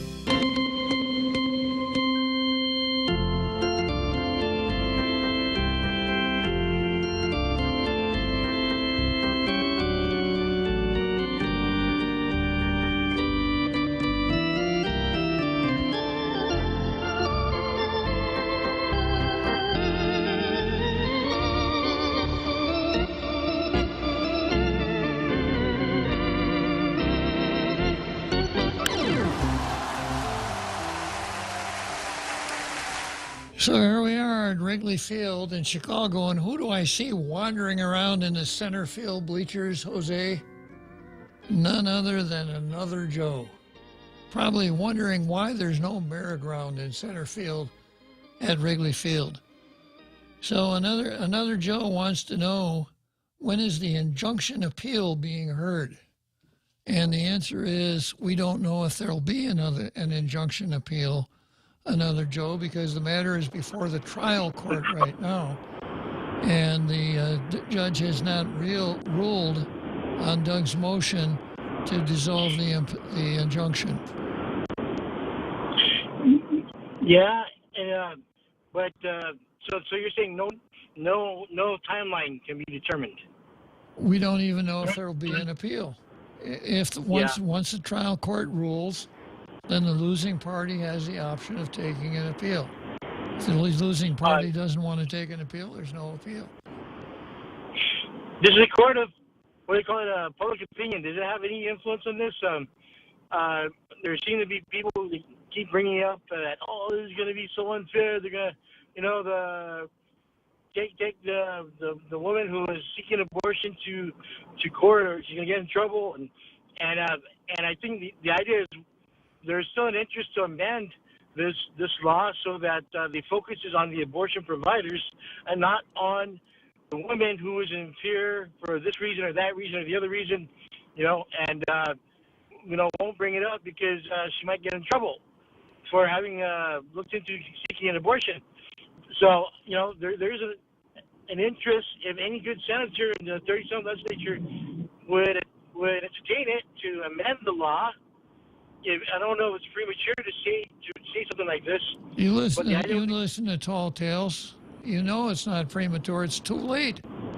It's already too late. Probably 10 or 15 babies have been killed by chemical abortions because people at the legislature are not courageous enough to move forward. That's why we need more pro-life Republicans who are part of their agenda, their campaign platform, their plan to be more assertive and to have pro-life bills and laws. So anyway, I just thought I'd bring it up, make sure people keep thinking about it. All right, Uncle Bob, thanks. I'll just keep listening. Okay, another Joe. In my mind, I'm thinking any legislature could have repealed the law, but actually, to your point, any legislature could have redone the law or have an abortion ban since Roe versus Wade was repealed. That's right. And then it would be an implied repeal of Bell's law. Would that make more sense? Well, a careful draftsman would have addressed all of those things. Mm-hmm. I don't know if there's a careful draftsman over there or not, but a careful draftsman would have done those things. And the day after the Dobbs decision came down, that would have been the time to do it. Yeah. And another Joe says we need more pro-life Republicans. You know how many people it takes to introduce a bill, Jose? Just one. Yeah. And as long as everyone on both sides of the aisle is playing it safe, and as long as the chemical abortion bill is still at the Ninth Circuit, and even that is not our salvation, because the provision that's on appeal, only the provision that says before the pills can be prescribed, the woman has to have a face-to-face with someone who goes through an instruction with her. So, this is not the time for faint hearts. The Heartbeat Act. I wonder if there are any hearts beating over at the legislature right now. Okay, I'm going to pick up on Ann Coulter versus Nikki Haley. Now, I've never done any Ann Coulter on the air. Ann Coulter is pretty rough. Ann Coulter is not one known for pulling punches. If Ann Coulter weren't a syndicated columnist, she would probably be a bomb thrower. In fact, I think she is a bomb thrower. But she has the knack of really getting at some issues, and sometimes the way she gets at the issues is a little rough around the edges. But I'm going to go with it this time anyhow. It's good talk radio. Nikki Haley, former governor of South Carolina, North Carolina, I can't remember. Nikki Haley's announcement that she's running for president reminded me of my lifelong dream to move to India so I can boss around Indians and tell them to stop worshiping cows and rats. That was the main point of what I said on the Mark Simone radio show last week, which was promptly chopped off fed into a computer, translated into German, then into Urdu, which is one of the languages of India, back to English, and finally came out in endless headlines to sound like a MAGA moron. Go back to your own country, lady. And by the way, I've been to a city called Benares, Jose, in India. It's a sacred city. It's on the Ganges. And Hindus believe that if you die and you're cremated and your ashes are tossed into the Ganges, you go straight to the afterlife. And Benares is one of those towns with very narrow, almost alleys as opposed to streets in a lot of parts of town. No cars, you can walk through there, but you're sharing these narrow little alleys with cattle, with these big Brahma bulls and all that comes with that. Very interesting. So back to this column here. Actually, I was making an obvious point I've been making for some time now. To wit, it's bad enough when the 11th generation Americans disrespect our country, but enraging when recent arrivals do. By recent arrivals, I mean anyone whose ancestors came to America after 1800. Now, this is you would brand Ann Coulter here with the brand nativist. Anybody, if you came after 1800, you're a new arrival. And the word nativist has nothing to do with being a native. A nativist is someone who is anti-immigration. So Ann kind of steps in it right away. Maybe that's because of her trip to India and talking about the cows, right, Jose? You got a mental image of that already, don't you? At that point, America had already been around for 2 centuries. We had conquered a dangerous wilderness, battled savages, brought Christianity to the natives. Well, if she had ice skates on, Jose, I'd skate. She's skating on thin ice right here. We divided ourselves into states, fought a revolution, drafted a constitution, built a capital, established colleges and universities, including 6 of the 7 Ivy Leagues. We're about to fight a bloody civil war to end slavery, and we're well on our way to becoming the greatest nation on earth. Post-1800 immigrants kind of showed up. True, many of them were better than the people who already lived here, especially the ones who arrived when our greeting was still sink or swim instead of here's your welfare application. Thus, a few years ago, I wrote, Ann says, quote, PMS NBC's smirking Chris Hayes can get weepy about some ancient ruin, and Rachel Maddow about building a building in Warsaw. But I care about my history. These savages are smashing and graffitiing my antiques, and we've seen that all over the country, haven't we? No one minded that. That's because only the most recent of our recent arrivals from the most dissonant cultures are scared beings to the left.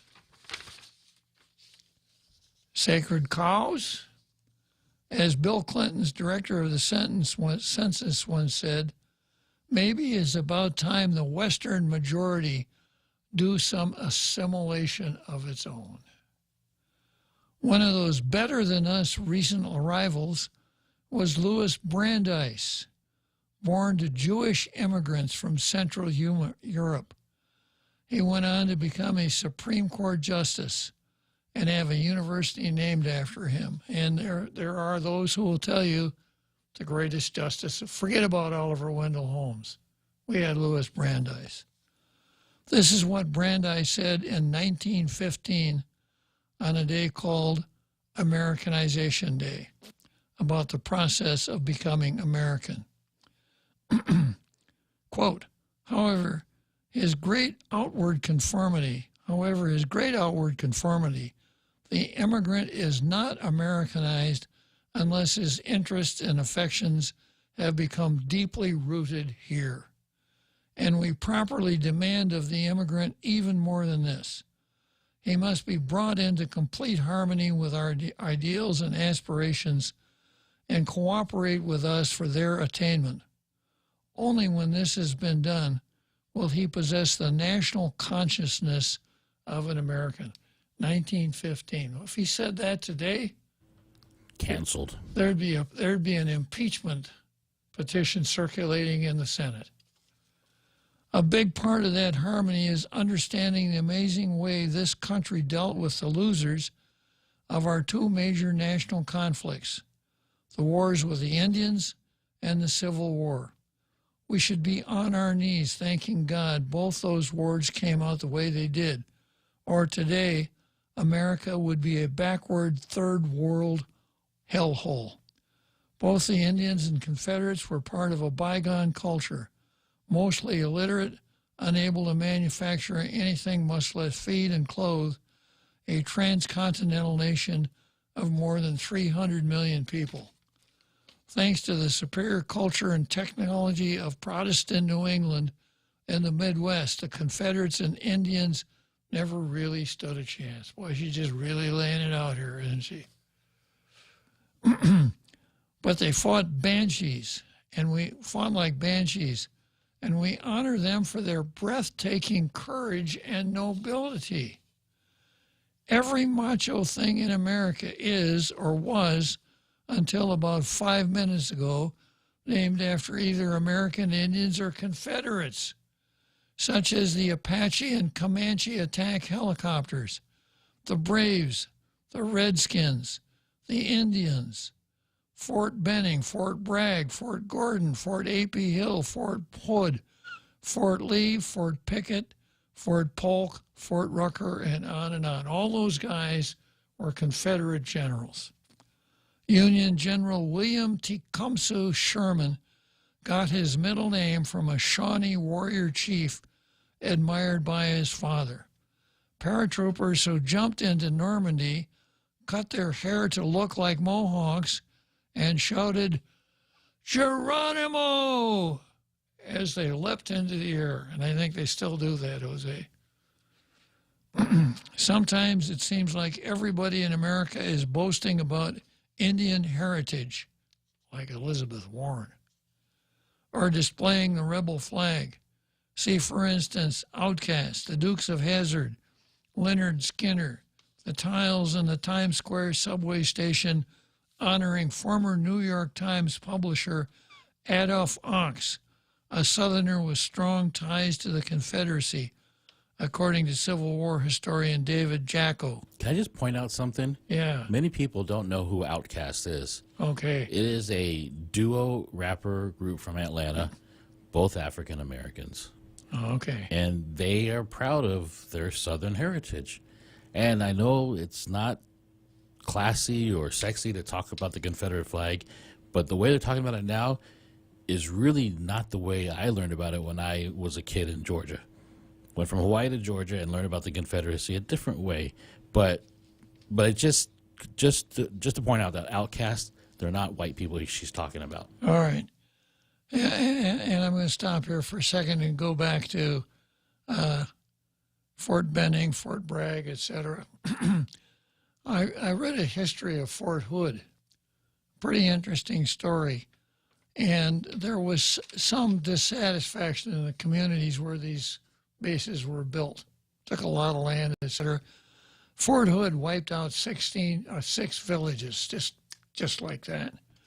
So the guys at the Department of Defense thought, when we're building these things in the South, there'll be greater public acceptance if we name them after Confederate generals. Thus you got Fort Benning, Fort Bragg, Fort Gordon, etc. A place that I really like is Virginia Military Institute. VMI. VMI. It's in Lexington, Virginia. And the campus of VMI is just cheek by jowl with Washington and Lee University, which is a nice break for the cadets over at VMI because they're girls at Washington and Lee. And Washington and Lee started out as Washington University in Lexington, Virginia. But after the Civil War, they brought General Robert E. Lee in to be president of the university, who really built up the university into something like a national university. And now, you know, they're trying to defang Virginia Military Institute. They're trying to take Lee's name off Washington. There's nothing, you know, there's just no possible way that you can escape this mad mob. So Ann's a little over the top here, but you know, if you go into a gunfight, you don't bring a knife along. So going on, Sitting Bull became a celebrity, signing autographs and performing with Annie Oakley. No other country's internal wars have ever concluded this way. The usual method of ending a domestic conflict is with ceaseless guerrilla warfare and total humiliation of the defeated. Yale professor David Blight sneers at the lost cause expression, calling it an interpretation of the American Civil War viewed by most historians as a myth that attempts to preserve the honor of the South. Well, I subscribe to a daily email called the Abbeville Institute, so I know all about all of this stuff. And there's an awful lot to it.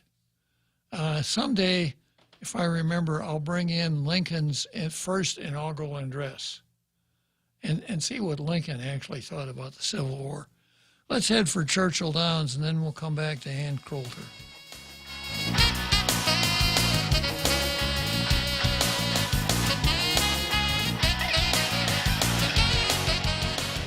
Half a day. This is Jade Uggan from Security Title, and in celebration of Tomorrow Month, here is a tip on dealing with your land. You might be thinking of giving part of your property to your child or another family member. Once you have subdivided the property and recorded the map, you will also need to record the deed transferring the title. Just drawing the map is not enough to make sure they actually own the land. Protehi I Tanonmu. When it comes to your family land, call the professionals at Security Title. We are here to help.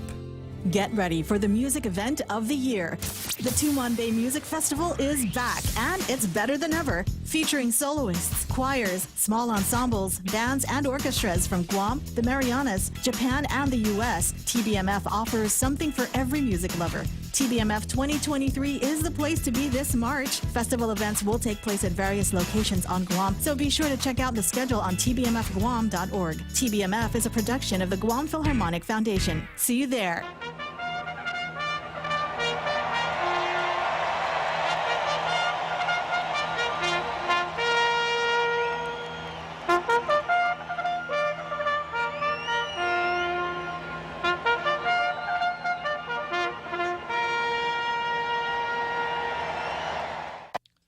Okay, so here we are in Churchill Downs, 6 furlongs. I crossed the finish line. Oh, you know what, Jose? Tomorrow's Friday. Yeah, it's tough. 6 more furlongs and I cross the finish line and have to come back tomorrow and wrap it up for another week.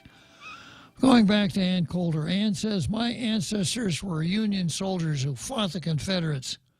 My ancestors were killed by American Indians and rescued by others. But I don't go around whining that maybe I'd have more generational wealth or higher SAT scores if only they took down statues of Sitting Bull and Robert E. Lee.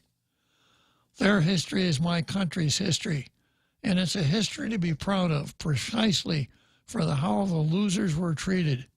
If you don't understand that, I don't think you're really trying to bring yourself into complete harmony with our ideals and aspirations. And of course, that's exactly the problem. They want to debunk, shred, crap on our ideals and tear them apart as much as possible. The cultural Marxists, the neo-Marxists, and the useful idiots, most of whom reside in the Democrat Party. Again, such ignorance is disgusting coming from Mayflower descendants. But it's beyond galling to have a second-generation immigrant like Haley sanctimoniously take down the Confederate flag, which she did as governor of South Carolina, playing to the nickel seats. I'm going to agree with Ann Coulter here. That does make sense what she's saying. Mm-hmm. How about going back and critiquing the Indian culture she's constantly boasting of? You know, the country where a majority still revere cows, others worship rats, and which has more slaves today than any other nation on earth. Whatever else possessing, quote, the national consciousness of an American entails, it surely includes not being sublimely ignorant of the total awesomeness of the country you're currently living in. There are an awful lot of sublimely ignorant people in this, and it's so recent, Jose. It's the things that pass without objection today. You know, it would have got you run out of town on a rail 10 years ago. That was bitter medicine. It was bitter medicine. But, you know, the kind of medicine we need to swallow every once in a while. Okay, next item on the card, some more of that bitter medicine coming from the other side. This is a lefty versus the state of Nebraska. And this ran in Raw Story. Raw Story usually is on the other side of where I am on things. I read it every day for a couple reasons. One, I like to see what the other folks are doing. And two, sometimes the things that they think are attacking conservatives actually work out the other way. And I think that's what I've got here. The title here is an article by Alex Henderson. The title is, Yes, I'm Threatening You. Nebraska Democrat vows to make life painful for Republicans pushing anti-trans bill. Nebraska is one of the reddest states in the Midwest. Republicans dominated state government, and the last Democrat to carry Nebraska in a presidential race was Lyndon Johnson in 1964. Both Nebraska's senators are Republicans, Deb Fischer and Pete Ricketts. Nonetheless, the Nebraska state legislature has a Democrat minority. One of Nebraska's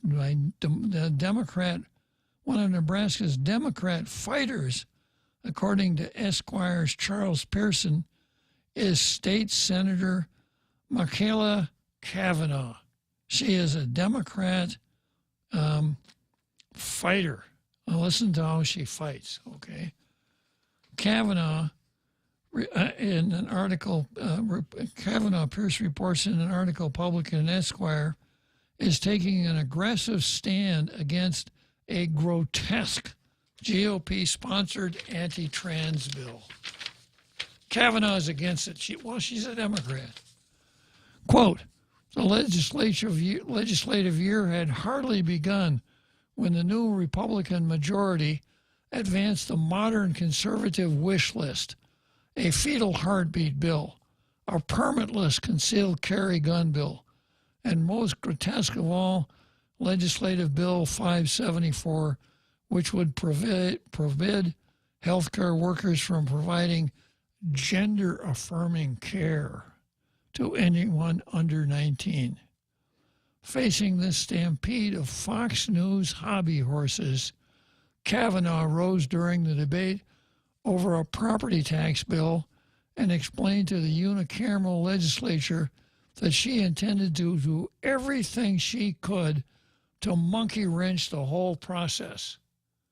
I wonder if she does Twitter with Clint Rigel, who brought that satchel full of monkey wrenches to the legislature so that he could throw a monkey wrench in the GPA's plans to go to solar energy.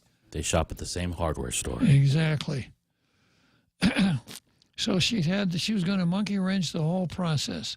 Kavanaugh used very blunt language on the floor of the Nebraska legislature warning that she will do anything she can to make life painful for GOP colleagues if they proceed with the anti-trans Nebraska bill. Sounds like a threat.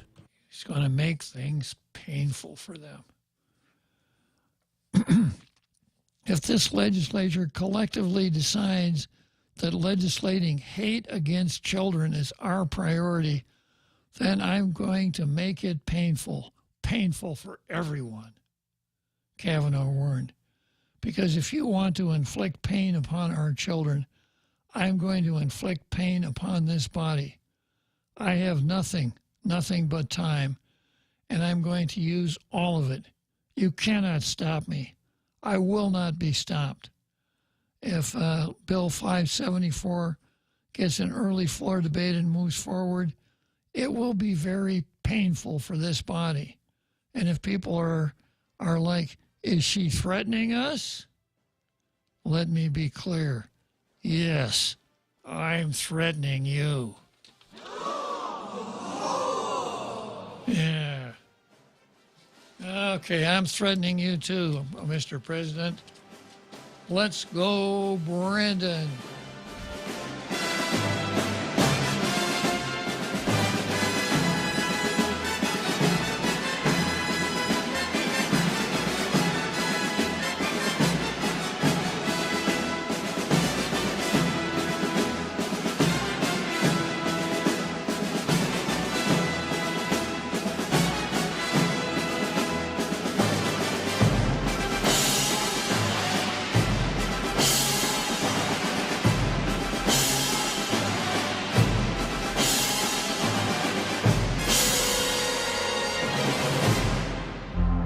The Point is KUSG, Hagatna, Guam, 93.3 FM and 104.3 HD3. Reports of rail workers getting sick. I'm Carmen Roberts, Fox News. We're here, we're with you, and we're going to continue to work to get the job done. Ohio Governor Mike DeWine reiterating the mantra for the residents near the toxic train derailment in East Palestine. But now a union official has alerted the Biden administration that some of the rail workers at the site have fallen ill. That's the message sent yesterday in a letter from Union Representative Jonathan Long and obtained by CNBC. And that's likely to lead to more questions during Thursday's town hall. At EPA's request, and per EPA's order, Norfolk Southern will attend tomorrow's town hall. EPA Regional Administrator Deborah Shore, the union leader, says some workers reported experiencing migraines and nausea after being exposed to toxic chemicals. GOP senators aimed heated questions at Attorney General Merrick Garland yesterday during an oversight hearing. Attorney General Merrick Garland once again today pledged that the FBI would not go rogue with respect to Hunter Biden's business dealings investigation. This investigation, he promised, would be political influence free. Garland also denied allegations that he directed the criminal division of the DOJ to investigate parents who were angry about what critics